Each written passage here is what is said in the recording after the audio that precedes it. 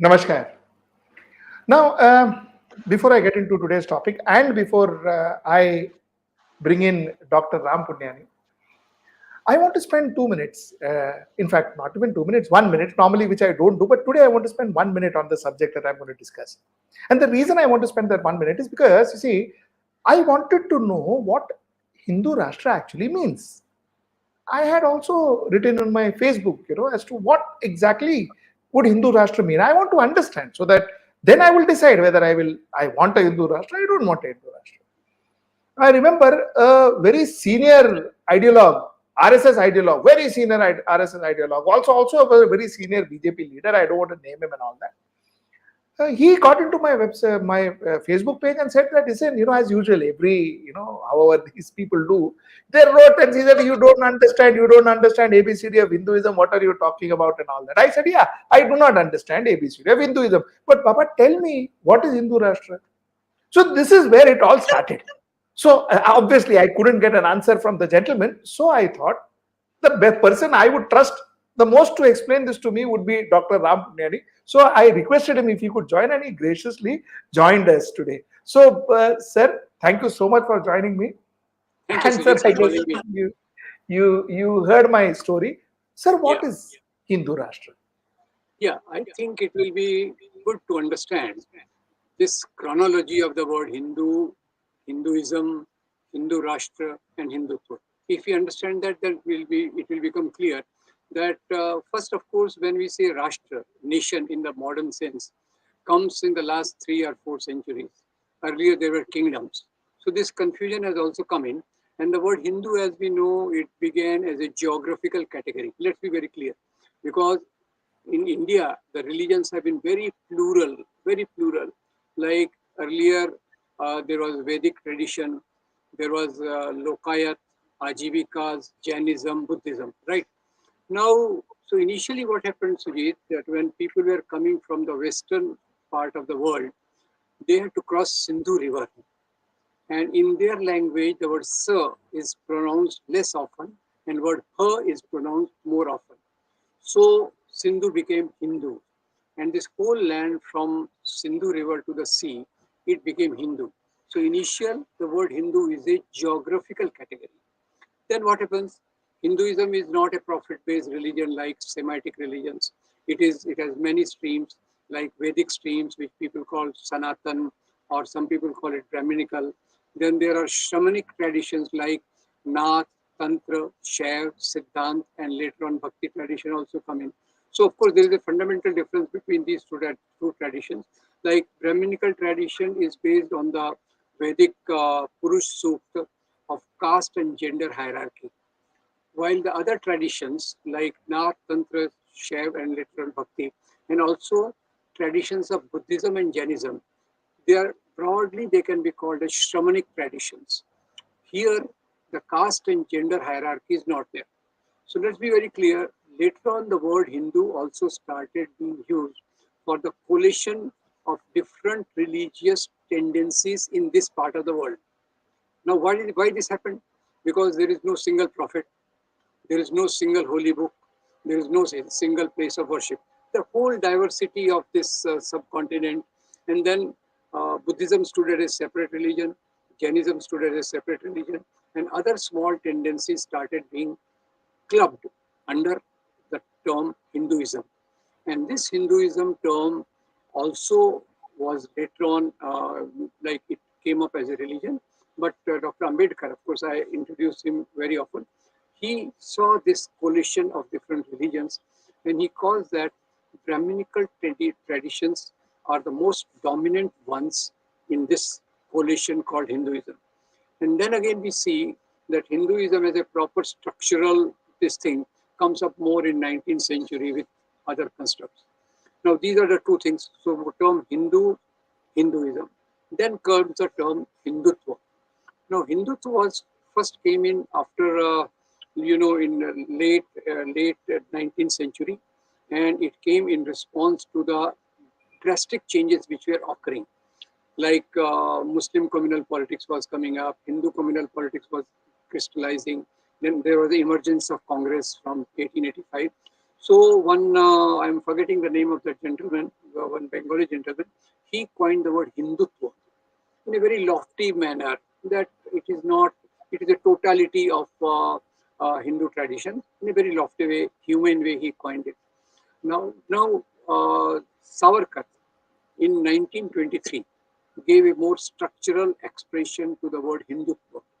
And he called that Hindutva is not just a religion, it is a total Hinduness.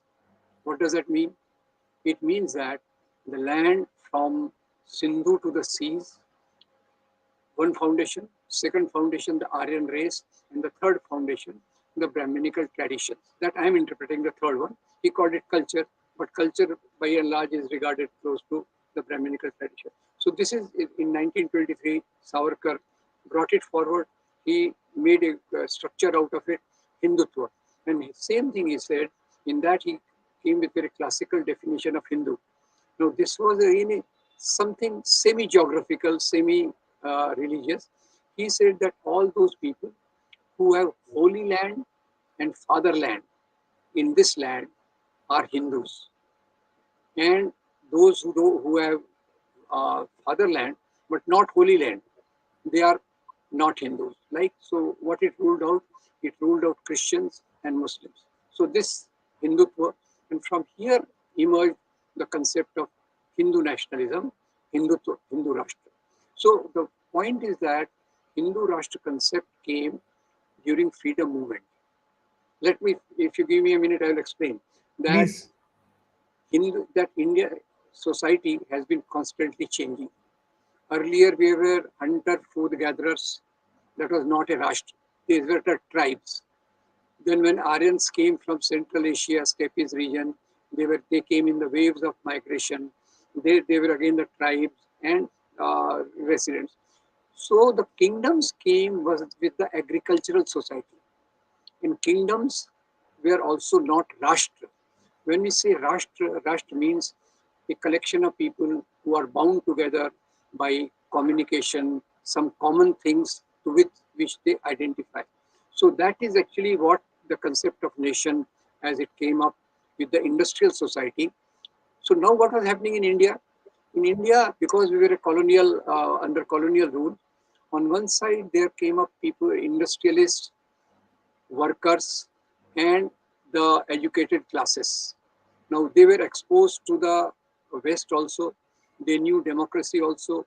They knew that how things work in the modern world.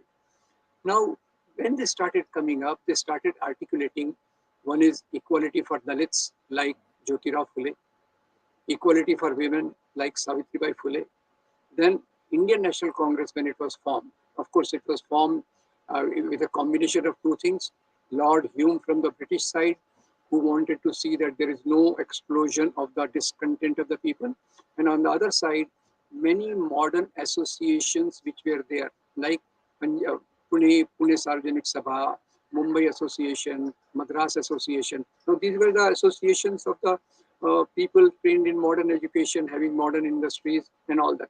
So these associations, we are looking for a political conduit.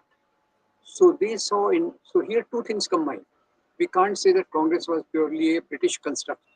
Lord Hume was responsible to a great extent, but he could make it only because there were around 300 such associations like Pune Sarvajanik Sabha, Madras Mahajan Sabha, and Bombay Association, who were looking for a different system. So when we have kingdoms, they cannot be called Rashtra according to me. There is a Mughal Empire in collaboration with Rajput kings. There is Chhatrapati Shivaji Maharaj in collaboration with many Muslim this thing. So Muslims and Hindu kingdoms were not based on religion, and there was no single thing like we saw Emperor Ashok having the largest empire, but even that was not a Buddhist nation. He adopted to Buddhism, but he didn't call it Buddhist nation. Correct. It was his empire. Empire. Akbar is again supposed to be having a large, vast empire, but he also did not call it Islamic. They did not impose Islamic laws.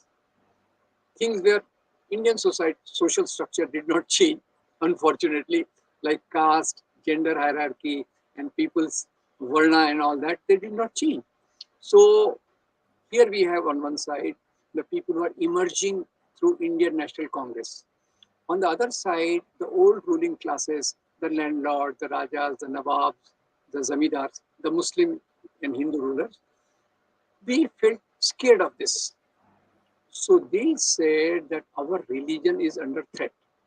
Actually, what was under threat was their power. What was under threat was a feudal value system which they practiced. Now, here let's be very clear. Feudal value system is based on authoritarianism, superiority of caste, superiority of the ruler, and there is no freedom of expression in the modern sense of the word. We can't impose the modern concepts on those.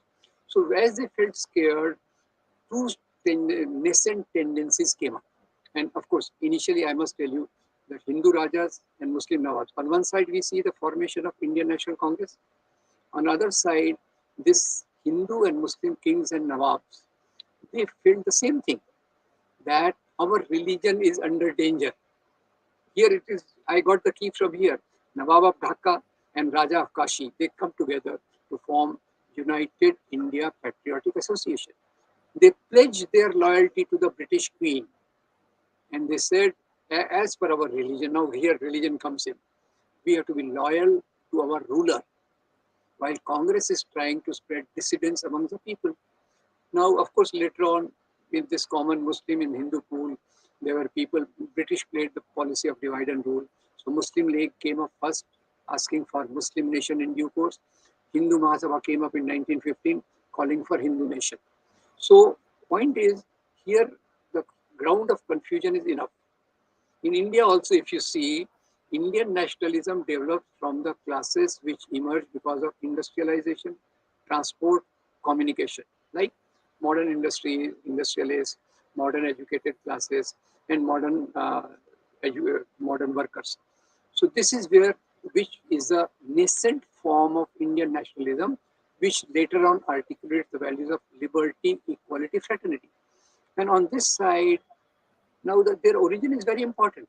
Initially in this group, only landlords and rajas were there. And what were their values? Superiority of their own structure. And Correct. that's why when they call Hindu nation or Muslim nation, actually that's a plant in the modern society of the values of kingdom. Now, this is, I don't know, I hope whether I'm making the point. Yes, Yes. yes, So, yes. so basically, what are their values? They're steeped in the values of kingdom. What are the values of kingdom? Hierarchy. So I Correct. can't go straight to the king. I have to bend to him. I can't take a U-turn after meeting him. I have to come back in the reverse gear. So man is supposed to be the owner of woman, like all that feudal values which were there. Man and woman. It is like husband and wife. That sort of a thing which were prevalent there. So those were the feudal structural values which these people nurtured and gave it the name of nation. While the people who are coming with the industrialization and the changes which go with the modern society, they don't like their example. I'll give you. Bhagat Singh, for example. What is the name of his organization? Hindustan Socialist Republican Association. What is the name of Ambedkar's organizations? Independent Labour Party, Scheduled Caste Federation, Republican Party of India. What is the name of the party of Maulana Azad, Mahatma Gandhi, Annie Besant, and Sardar Baldev Singh? It is Indian National Congress. So see the nomenclature. Don't tell me Correct. that what is there in the name. Don't throw Shakespeare on me. But see the names of these organizations which talk of Hindu or a Muslim nation. So initially, later on in these groups of landlords and kings, when they found some elite advocates, upper class, and later on lower middle class also joined them. And what is their name? Muhammad Ali Jinnah, Muslim League, Vinayak Damodar Savarkar, Hindu Mahasabha, and RSS stands for Hindu Nation. So I hope I am able to explain that their Correct. roots lie in the feudal value system. And last point here, if I represent the Indian nationalism, I'll pick up Ambedkar because he was the architect of India's constitution. Apart from everybody else, there are so many names, I don't want to throw this in. So what does Ambedkar do? Ambedkar struggles for social justice. He also encourages women to come to the social space. He also goes to burn Manusmriti because he thinks The values of Manusmriti are caste and gender hierarchy. And later on, he becomes the chief architect of India's constitution, which gives us liberty, equality, fraternity. And recently, you must have heard one of, what is it, Anant Hegde of Karnataka. What does he say? Yes. We want Yes. 400 seats so that we can change the constitution. And there is a glorification of Manusmriti. I have no problem with holy books. I respect them. But question is values. So Indian constitution gives me the values of liberty, equality, fraternity, and justice, while these holy scriptures and even those influenced by which influence the Muslim League, Maulanas, they also give the same values, that there is a hierarchy. They will like to suppress the women. They will like to keep the lower caste inhibited. So here the difference actually I see Hindu Rashtra is gradually, if you see, the last 10 years, of course, we have seen a rapid decline in the values of democratic indices, in the values of safety of minorities, in the values of in the rising assertion of the upper caste, in the increasing insecurity of the women, and all that. So roughly, Hindu Rashtra is a modern concept. In Aryan times, there was no concept of Hindu Rashtra. In the times of Hindu kings, it was Hindu kingdoms, not Hindu Rashtra. Correct. So Hindu Rashtra is a modern concept, Muslim Rashtra is a modern concept, Christian fundamentalism is a modern concept. And Sujit, what I am shocked that these Muslim communalists, Hindu communalists, Christian fundamentalists, and Buddhist fundamentalists, they all have similar value system. They will call democracy as Western construct. Correct. Like Muslim Brotherhood, if you see, they will call it as Western concept. And Sujit, you know what was one of the biggest shocks of my life? When I saw that Sri Lanka, such a lovely island, it was gripped by the uprising. I tried to study it. And I came to know that Sri Lanka is in the grip of Buddhist fundamentalism. And they call it Buddhist Rashtra. Oh, So, yes, they want their aim is again similar way that we are Buddhist. So once you know what happened in 1958, S.W. Bandaranaike, that Sri Mao Bandaranaike, yes, his yes, husband, yes. he was killed by a Buddha bhikkhu. You know why? Mm. Because he gave the legitimacy of Tamil as a national language. So he was killed. I'll send you the So article. similar. So similar to what happened here. Correct. So question is, it is when they call it Hindu Rashtra, Buddhist Rashtra, Muslim Rashtra, Christian Rashtra, they all aim at pre-industrial values, pre-democratic values, in my understanding. And of course, they can Sir, they can devise beautiful language. Oh, our Vedas say this, Manusmriti says this, Quran says this, Bible has such lovely things, and Buddhism has some lovely. So what happens? Because every holy book has some very pleasant, sweet things, and there is a lot of other things also. So they'll pick up that sweet thing and they'll say, oh, you know, Manusmriti tells us this, but Baba Sahib says that Manusmriti gives me the slavery. So why should I have it? So that is where the lies the crunch and the difference between the two things. sir, well explained. Sir, Thank I you. want to understand from a very layman's perspective as to, sir, see, if you say Islamic State, okay, Islamic country, then you know that that country will be following Sharia. ठीक है ना? They will have burqa, they will have, you know, those whatever Sharia laws are. What exactly happens when you say that you are a Hindu Rashtra? What does that mean in physical terms in today's world? Yeah. So as we begin with Muslim Rashtra, let's go on there. And the worst thing to see is Pakistan. They began by saying that we will have Sharia, like when Ziaul Haq came. He Islamized Pakistan. And there was a thick association between clergy, army, and American appendages. Okay, this is what we call America, Pakistan being ruled by three A's. America, Correct.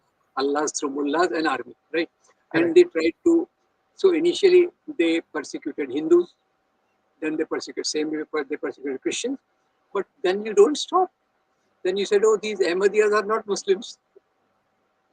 You say Qadianis are not Muslims. So same way in Taliban, the interpretation of Islam is in the hands of the rulers with the guns. So, like interpretation of Quran, you will see people like Sufi saints. Their interpretation of Islam is different.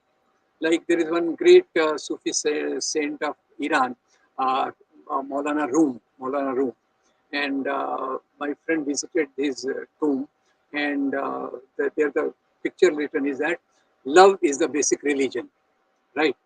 Now, this is not the Islam which Taliban will follow, or which the Pakistan will follow, or Buddhist fundamentalists will follow in Sri Lanka.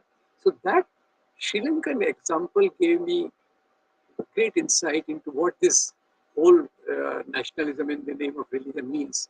So it abolishes, like Hindu Rashtra will abolish democracy. We are already seeing the remnant elements of that. Hindu Rashtra will strengthen the upper caste. Hindu Rashtra will strengthen, marginalize the religious minorities into second-class citizens. There is ghettoization, there is love jihad, there is beef lynching, right? And then again, there is a complicated mechanism in India. Islamophobia picks up. Now let's not get confused. Christians are fairly good victims of this politics. But why it is not reported much? Because there are scattered small violence going on against prayer meetings in villages, and again by the same elements who will go dancing on Ram Navami, and their favorite place of dance is not the temple, but the mosque. They will prefer to dance in front of the mosque. So Hindu Rashtra will basically mean a domination of a distorted understanding of religion. Now, Sujit, you see, interpretation of Hinduism is not the same for everybody. Like what Gandhi believed to be religion was purely an inclusive one. Like recently when Ram temple was inaugurated, I tried to understand. Kabir also thought of Ram, but it was a universal spirit. Gandhi also thought of Ram, but it was an inclusive Ram. And now when the Jai Shri Ram comes, it begins with the exclusion. So Hindu Rashtra will mean, number one, abolition of democracy. Number two, exclusion of the religious minorities. Number three, exclusion of the liberal elements within your Hindu fold.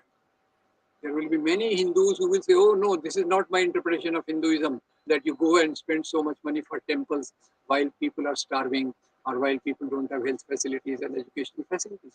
So those Hindus will again be, they call them liberandu or something. So those liberal will be out. Then there is another thing which we have to understand, that such sectarian tendencies also go hand in hand with promotion of big corporate world. Now, Pakistan may not be a good example to understand because industry never took off roots there. In India, fortunately for first 50 years, we had a good infrastructural development. So we have good whatever corporate sector, which is now making merry from last 10 years, more than before. So this is, and then there is the increasing dominance of military in some places, increasing dominance of clergy. Clergy becomes a central. But here again, there are a lot of variations. But what you are seeing today is a good sample of Hindu Rashtra if it comes into full-fledged being.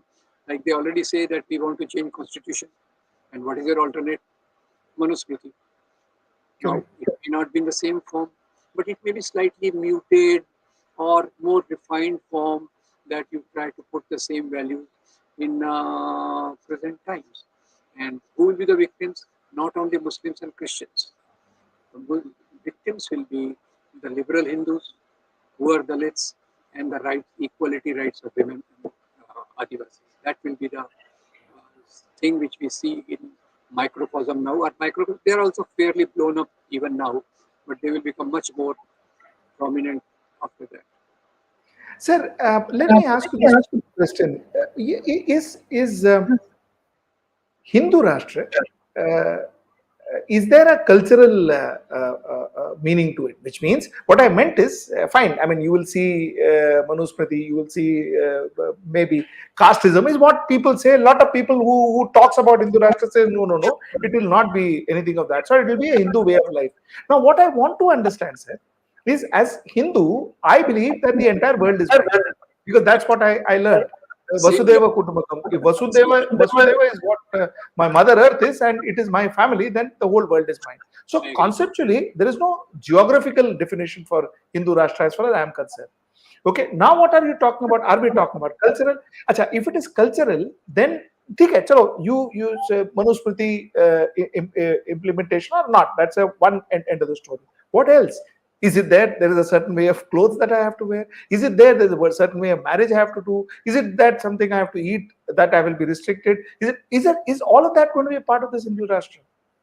Absolutely, absolutely. Already you see that there is a heavy emphasis on vegetarianism. They began with beef, and overall, if you go in Gujarat, getting a non-vegetarian restaurant is not easy. So that is one. Then clothes-wise, I don't know, that stage has not come. But you see the ways of worship. Now, in India, if you see the ways of worship, it varies from region to region. In Bengal, there is Kali. In South, there is Basvanna. In Gujarat, earlier there was Lord Krishna. And Ram was in North Indian deity. But that is becoming now a central deity. They are saying now that is the soul of India. Now, as far as soul of India is concerned, it is a very diverse soul. It has to include Assam, it has to include Kashmir, it has to include Maharashtra, like Vithoba tradition in Maharashtra. So, some sort of a uniformity will they will try to impose. That central book is Gita, central deity is Ram, and central our acharyas are there. Probably politicians can also substitute for acharyas, as we are lately seeing that some of them can take the function of acharyas also. So, Sir, it will bring all that. Sorry, I want to ask you a very possibly a controversial question. Please. Sir, Gandhi also preached vegetarianism. Gandhi preached no consumption of alcohol. Gandhi also preached a Hindu way of life. So, was Gandhi in some way, at some point, trying to kind of talk about a Hindu Rashtra? I mean, I'm talking vaguely. I hope you understand my question. Yeah, I know. See, Gandhi's thing was this, that Gandhi practiced vegetarianism, and I fully support it. But he did not want it to be imposed on others. You know, when India became independent, there were many postcards which came to the Prime Minister saying that cow slaughter should be banned. And they went to Gandhi for this. So Gandhi, they said that how can you ban cow slaughter? India is a diverse country. People's needs are different. And to quote Swami Vivekananda will also not go for uniformity in food choices. So question is, Hinduism, yes, but Hinduism of a selected small people can be imposed on others. Actually, the greatest thing of Hinduism of yours and mine is that we believe in diversity. So far as we identify with our whole heritage and some deities and all that, but I don't want to impose my deity on you. Maybe I am a Krishna Bhakt, you are a Shiv Bhakt, somebody is a Kali Bhakt. Absolutely no problem. So Gandhi's practice of vegetarianism, actually I fully support from environmental angle, from so many other angles. I will even support veganism. But imposing it on others by force and then lynching people, close to 100 people, and lynching 10 Dalits for skinning the cows, that is something which Hindutva will bring. That's what Sir, that part of it, fine. I want to go back to Gandhi, sir. Sir, Gandhiji talked about Gauraksha. But his Gauraksha was not to harm others. His Gauraksha was to ensure that the cows are protected. So Gandhiji spoke about Gauraksha. Gandhiji also, people who were followers almost converted into Hinduism, because those Christian people who were with him, they were all given all Hindu names. So sir, what I want to understand is what exactly was running in Gandhiji's mind. What was he thinking, and what was his role? Secondly, sir, I want to also add, at one point in time, before independence, Congress was supposed to be the Hindu party and Muslim League was supposed to be the Muslim party. I mean, that is broadly what it was then. Of course, after independence, Congress became a secular party and Congress preached secularism. And what India is today is thanks to what Congress preached during the partition and what Gandhi preached during the partition. And that is why we are a secular nation today, at least as of today. Sir, but let me tell you, I see these conflicts and I want to know what is your thought on this conflict, sir? Yeah, my thought is very clear. Congress was never a Hindu party. Congress was looked down as Hindu party by Muslim League, because Hindu Mahasabha, that was a very small party. Congress was a fairly big one. So Jinnah always accused Congress of being a Hindu party. And British also wanted two poles. Hindu Mahasabha was hardly a pole. RSS was working in its shakhas. So they labeled Congress as Hindu party. It was never a Hindu party. If you see the composition of Congress, like how do you name Maulana Abul Kalam Azad, M.A. Ansari, Zakir Hussain, and all those tall leaders who were part of this thing? They never became Hindus. Maulana Azad remained a Muslim, Zakir Hussain remained a Muslim. Correct. And so many Christians, like Annie Besant, of course, was a theosophist, but there were many Christians who were a part of Congress. Muslims, actually Nehru refused to entertain Jinnah joining UP cabinet on the ground that Congress represents all the religions. So what is the need for me to accommodate Muslim League in my cabinet? So correct. Sir, I am not talking about Congress per se. I was talking about Gandhi as an individual and as a belief which a lot of us, including myself, we follow so religiously. So I wanted to just clear my mind on that. So the conversion which I spoke about is Gandhi's Sabarmati ashram, Gandhi's ashrams. You see, Gandhi's people converted to Gandhi's way of life. But if you see all the meetings of Mahatma Gandhi, they began with all religion prayers.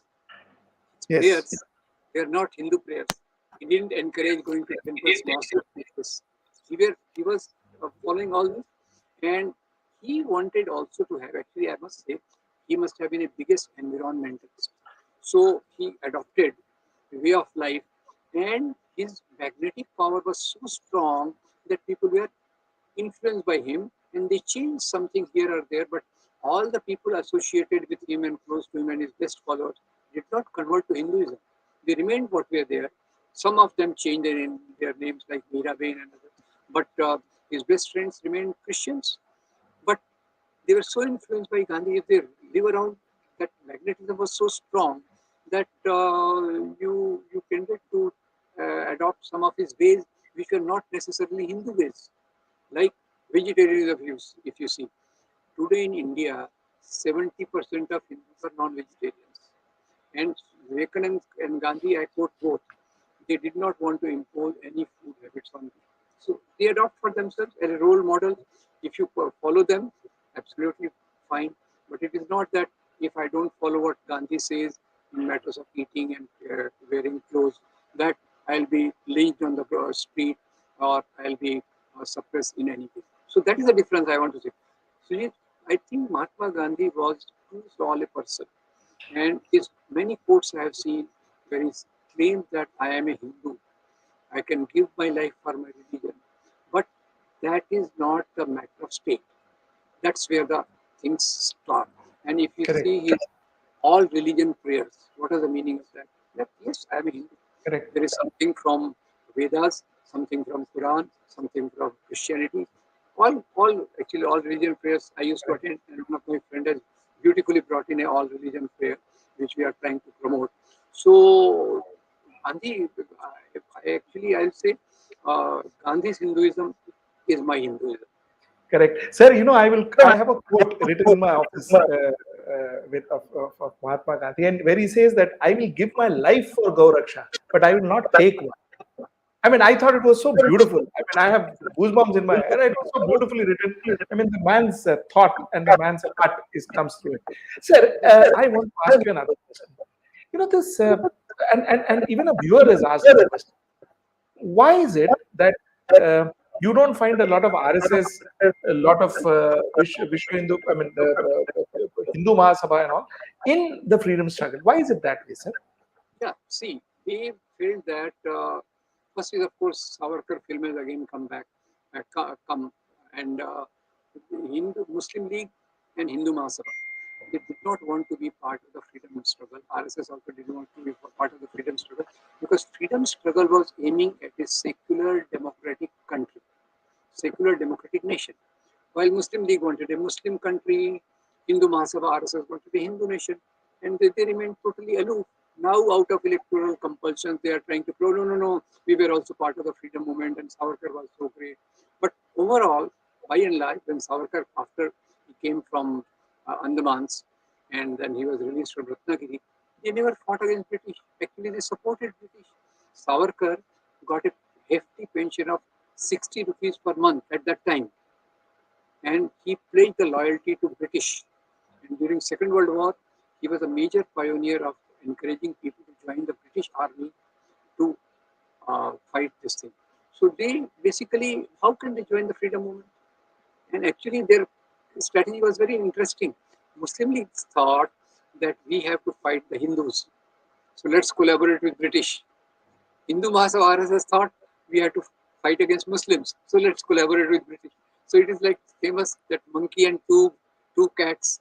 That story, that's British played wonderfully. British played this wonderful that role wonderfully. Sir, my last question. Hinduism as the values of Hinduism taken beating because of all this that has been happening in the name of Hinduism. Has the brand name Hindu?